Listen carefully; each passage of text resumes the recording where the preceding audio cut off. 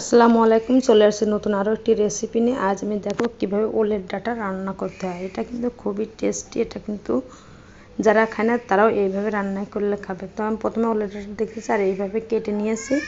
এইভাবে যেভাবে আমরা কলা সাধারণত কাটি ঠিক এইভাবে কাটতে হবে।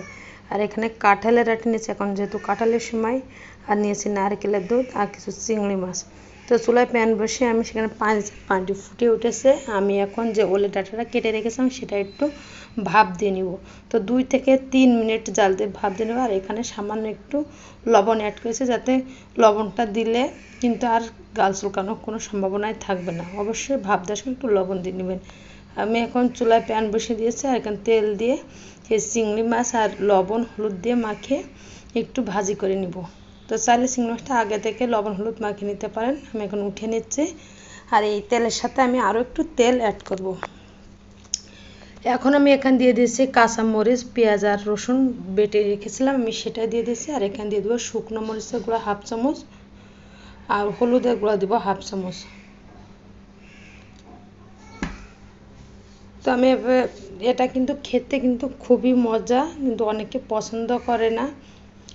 তো আমি এখানে দিয়েছি জিরার গুঁড়া দিয়েছি 1/2 চামচ আর সামান্য এলাচের গুঁড়া দিয়েছি। দিয়ে আমি ভালোভাবে মশলাগুলো কষিয়ে নিয়েছি। তো আমার দেখেন তেলটা উঠে এসেছে। আর এখন দিয়ে দিয়েছি লবণ। তো লবণটা সম্পূর্ণ বুঝে শুনে দিতে হবে। আর এখন যে ওলটাটা আমি ভাপ দিয়ে রেখেছিলাম আমি সেটাই দিয়ে দিব। তো ভালোভাবে এটা একটু কষিয়ে নিব।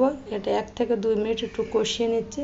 নিয়ে আমি যে কাঁঠালিটা কেটে ধুয়ে পরিষ্কার করে রেখেছিলাম, আমি কিন্তু মাঝখান থেকে 2 খণ্ড করে রেখেছিলাম, আমি সেটাই দিয়ে দিব। দিয়ে একটু নেড়ে ছেড়ে আমি নারকেলের দুধটা দিয়ে দিব। তো নারকেলের দুধটা দিয়ে কিন্তু শুকাই ফেলবো, কষিয়েও নিব ভালো করে। তো আমি এখন এটা কষে নিয়েছি আর এখানে কিন্তু পানি অ্যাড করতে হবে। তো আমি এটা কষে তো দেখতে পাচ্ছেন এখানে কিন্তু তেলটা অনেকটা বেরিয়ে এসেছে, যেহেতু নারকেলের দুধটা দেওয়া, নারকেল দুধে কিন্তু তেল একটু বেরিয়ে আসে। আর এখানে যে চিংড়ি মাছটা আছে আমি সেটাও দিয়ে দিচ্ছি।